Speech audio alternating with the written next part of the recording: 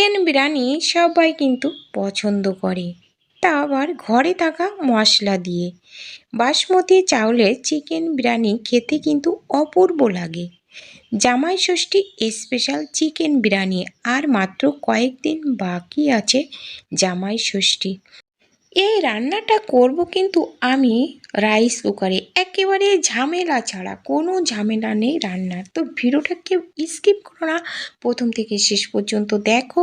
আশা করি ভালো লাগবে এবং সবাই উপকৃত হবে। নমস্কার বন্ধুরা, সবাই কেমন আছো? আশা করি সবাই ভালো আছো। আমার পল্লী জননী কুক সেন্টার নতুন একটা পর্ব দেখার জন্য সবাইকে জানাই স্বাগতম। আজকে চিকেন বিরিয়ানির জন্য দেখো এরকম লেগ পিস নিয়েছি। এরকম কয়েক পিস মাংস থাকলে এই রান্নাটা হয়ে যাবে। তো ভিডিওটা কেউ স্কিপ করো না, প্রথম থেকে শেষ পর্যন্ত দেখতে থাকো। প্রথমে কড়াইতে তেল দিয়ে দেখো পেঁয়াজগুলো এরকম রিং বের করে তো ভেজে নেব। তো বিরিয়ানি রান্না করার জন্য মেন উপকরণ কিন্তু এই পেঁয়াজ বেরেস্তা। বেরেস্তা না থাকলে কিন্তু বিরিয়ানি একদম মজা হবে না। তো এই যে দেখো এরকম ব্রাউন কালার করে ভেজে আমি এই পেঁয়াজ বেরেস্তাগুলো তুলে নিলাম। পেঁয়াজ বেরেস্তা তুলে নিয়েছি, আর এদিকে দেখো আমি চাউল নিয়েছি, বাসমতি চাউল। এই চাউলগুলো এবার আধা ঘন্টার জন্য ভিজিয়ে রাখবো। তার আগে চাউলগুলো ভালো করে জল দিয়ে 2-3 বার জল পাল্টিয়ে কচলে ধুয়ে নেব। চাউলগুলো 2-3 বার ধোয়ার পরে আবারও জলে আমি ভিজিয়ে রাখবো আধা ঘন্টার জন্য। চাউলটা ভিজিয়ে রাখলে বিরিয়ানি রান্না করার পরে ভাতগুলো ভাঙবে না। আর এদিকে দেখো আমি মাংস ধুয়ে পরিষ্কার করে নিয়ে তো ম্যারিনেট করার জন্য তার ভিতরে পেঁয়াজ বাটা দিয়েছি, স্বাদ মতো লবণ, পরিমাণ মতো হলুদের গুঁড়ো।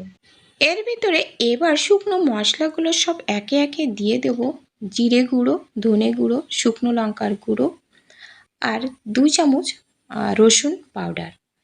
তো রসুনের পাউডারটা আগে আমার তৈরি করা ছিল, সেই পাউডারটা দিয়ে দিলাম। আর দিয়ে দিলাম 1 চামচ আদা বাটা। আর এবার দিয়ে দেব অল্প একটু সরিষার তেল দিয়ে এবার হাতে ভালো করে মেখে নেব। তো বন্ধুরা, তোমরা কে কোথা থেকে ভিডিওটা দেখছো প্লিজ কমেন্ট করে জানিও। তোমাদের মিষ্টি কমেন্ট পড়তে আমার না খুব ভালো লাগে। আর ভিডিওটা যদি কোনো অংশে ভালো লেগে থাকে তো নতুন বন্ধুরা চ্যানেলটা সাবস্ক্রাইব করে আমার পাশে থেকো, তাহলে নিত্য নতুন ভিডিও আপলোড করলে নোটিফিকেশন সবার আগে পৌঁছে যাবে। তো ভালো করে এই যে মেখে এবার এটা একটু রেস্টে রেখে দেব। 10 মিনিটের জন্য আমি রেস্টে রেখে দেব। রেস্টে থাকুক। ওদিকে চাউলটা ভিজিয়ে রেখেছিলাম, সেই চাউলটা ভাতটা রান্না করে নিই। রাইস কুকারে রান্না করব, একদম সময় লাগবে না। রাইস কুকারে রান্না করার জন্য দেখো আমি আগে থেকে জলটা দিয়ে রেখেছি, তোমাদের সাথে শেয়ার করতে পারিনি, কিন্তু যে চাউল তার ডবলের থেকে একটু কম জল দিয়েছি। দিয়ে তার ভিতরে তেল দিলাম, গোটা গরম মশলা, আর দিলাম আদা বাটা 1 চামচ, আর দিয়ে দিলাম লবণ। দিয়ে ভিজিয়ে রাখা সেই চাউলগুলো আমি দিয়ে দিলাম। তো এই বিরিয়ানির চাউল রাইস কুকারে রান্না করতে হলে জলটা একটু কম দিতে হয়। ভাত রান্না করতে হলে ডবল জল দিতে হবে, আর বিরিয়ানি রান্না করতে হলে হাফ গ্লাস জল কম দিলে হবে। তো এবার দেখো ভাত তুলে দিয়েছি, আর এদিকে আলু ভেজে নিচ্ছি। আলু আর কি চুই আর রসুন, চুইগুলো একটু তুলে নিলাম যেহেতু চুইগুলো অত ভাজা লাগবে না। তারপরে আলুগুলো বেশ 50% মতো ভেজে তুলে নিলাম। তারপরে দেখো কড়াইতে তেল দিয়ে সেই তেলের ভিতরে শুকনো লঙ্কা ফোড়ন দিলাম, গোটা গরম মশলা, দারুচিনি, লবঙ্গ, এলাচ একসাথে, আর দিলাম তেজপাতা দিয়ে, আর গোটা জিরে দিয়ে একটু নাড়াচাড়া করে ফোড়ন থেকে সুন্দর গন্ধ বের হলে এর ভিতরে দিয়ে দেব ম্যারিনেট করা মাংসটা। তো বন্ধুরা, এইভাবে যদি তোমরা রান্না করো খেতে কিন্তু দারুণ হবে। একবার হলো এইভাবে রান্না করে দেখো, একেবারে সিম্পলভাবে ঘরোয়া মশলা দিয়ে কিন্তু রান্না হবে, আর খেয়ে তো সবাই প্রশংসা করবে। এর ভিতর দিয়ে দিয়েছি একটা টমেটো দিয়ে ভালো করে একটু কষিয়ে নিয়ে ভেজে রাখা আলু চুই সব দিয়ে দিলাম, দিয়ে একটু জল দিয়ে কষিয়ে নেব, তাহলে মশলাগুলো পুড়ে যাবে না। এদিকে হতে থাকুক, আর ওদিকে দেখো ভাতগুলো কিন্তু আমার ফুটে গেছে। তো এবার দেখো দিয়ে দিলাম 1 চামচ চিনি, দিয়ে ভাতগুলো দেখছি কেমন হয়েছে। যেহেতু উতরে ওঠার পরে তো আমি রাইস কুকারের লাইনটা কিন্তু বন্ধ করে দিয়েছি, দেওয়ার পরে এমনিতে ভাতটা হয়ে যাবে। আর এদিকে দেখো মাংসটা কষানো হচ্ছে। তো এবার এর ভিতরে দিয়ে দেব আমি 2 চামচ টক দই। তো 2 চামচ টক দই দিয়েও কিন্তু আমি ভালো করে নেড়ে ছেড়ে কষিয়ে নেব।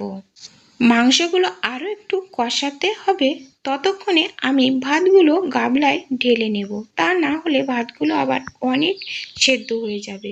তো এখানে ভাতগুলো কিন্তু 50%-এর বেশিও কিন্তু সেদ্ধ হয়ে গেছে। তো এবার দেখো নেড়ে ছেড়ে কষিয়ে নিয়ে মাংসগুলো আমি এবার জল দিয়ে দেব। আর কালারটা দেখো কত সুন্দর হয়েছে। আমি কিন্তু এখানে কোনো কালার কিংবা কাশ্মীরি লঙ্কার গুঁড়ো ব্যবহার করিনি, তারপরও কত সুন্দর কালার এসেছে। তো এবার দেখো একটা গামলা দিয়ে ঢাকা দিয়ে বেশ সময় রান্না করে নিলে কিন্তু রেডি হয়ে যাবে। তো এবার দিয়ে দিলাম কাঁচা লঙ্কা, যদি কেউ ঝাল বেশি খায় তখন লঙ্কাটা নিতে পারবে। আর এদিকে তেজপাতা তুলে ফেলে দিলাম, আর দিয়ে দিলাম 1 চামচ গরম মশলার গুঁড়ো, দিয়ে নেড়ে চেড়ে বেশ সময় একটু রান্না করে নেব, যাতে গ্রেভিটা একটু ঘন হয়। তো এবার গ্যাসটা বন্ধ করে নামিয়ে নেব। আর এদিকে দেখো রাইস কুকারের বাটির ভিতরে আমি একটু ঘি দিয়ে এভাবে একটু হাত দিয়ে মেখে নিয়ে তার ভিতরে ভাত দিয়ে দিলাম। তো বন্ধুরা এভাবে আমি 3টি স্তরে সাজিয়ে নেব। তো প্রথমে লেগ পিসগুলো দিয়ে দিলাম, দিয়ে আর কি এর উপর দিয়ে আবারও ভাত দেব। ভাত দিয়ে তারপরের স্তরে আমি আলু, মাংস, ঝোল টোল সব কিছু দিয়ে দেব। তো 3টি স্তরে আমি সাজাবো। এই স্তরে মাংস, আলু, রসুন যা ছিল সবটাই এই স্তরে দেব এবং ঝোলও দিয়ে দেব। আজকের ভিডিওটা কেমন লাগলো বন্ধুরা কমেন্ট করে জানাতে কিন্তু ভুলো না, আর পারলে বন্ধুদের সাথে শেয়ার করে দিও। আর নতুন বন্ধুরা আমার চ্যানেলটা সাবস্ক্রাইব করে পাশে থাকা বেল আইকনটিতে ক্লিক করে রেখো, তাহলে পরবর্তী ভিডিও আপলোড হলে নোটিফিকেশান পেয়ে যাবে, আর পেয়ে যাবে সুন্দর সুন্দর ভিডিও, অজানা অনেক টিপস। তো বন্ধুরা এবার দেখো দিয়ে দিলাম একটু কেশরে ভিজানো দুধ দিয়ে দিলাম, দিয়ে এর উপরে দেখো দিয়ে দিলাম পেঁয়াজ বেরেস্তা দিয়ে ভালো করে সাজিয়ে নেব। নিয়ে এর উপরে দিয়ে দেব একটু ঘি, আর দিয়ে দেব কেওড়া জল। সব কিছু দেওয়া হয়ে গেছে। এবার কিন্তু এই যে ঢাকনাটা দিয়ে ঢাকনার ছিদ্রটা কিন্তু বন্ধ করে দিতে হবে, তার জন্য নিয়েছি একটা কাগজটা এর ভিতরে দিয়ে 5 মিনিট রান্না করে নিলে এই যে দেখো রেডি হয়ে গেল। তো বন্ধুরা দেখো নামিয়ে নিয়েছি। এবার কিন্তু উপর নিচে করে একটু মিশিয়ে নেব, মিশিয়ে নিয়ে এটা রেডি হয়ে গেল। তো বন্ধুরা এবার খেতে হবে কেমন হয়েছে। খেতে তো দারুণ হয়েছিল, আমি তো পরে ভয়েস দিচ্ছি। তো তোমরা একবার হলো এভাবে রান্না করে খেয়ে দেখো, কম সময়ের ভিতরে ঝামেলা মুক্ত, একেবারে কম তেল মশলায় ঘরোয়াভাবে রান্না হয়েছে। খেতে কিন্তু অপূর্ব হয়েছে আর খুব স্বাস্থ্যকর। বাজার থেকে বিরিয়ানি না কিনে জামাইকে এভাবে বাড়িতে রান্না করলে সবাই খেতে পারবে কম খরচের ভিতর স্বাস্থ্যকরভাবে, আর জামাই খেয়ে তো খুব প্রশংসা করবে, আবারও রিকোয়েস্ট আসবে এভাবে রান্না করতে। তো বন্ধুরা আজ এ পর্যন্ত, দেখা হবে পরবর্তী ভিডিওতে। ততক্ষণে তোমরা ভালো থেকো, সুস্থ থেকো। নমস্কার বন্ধুরা।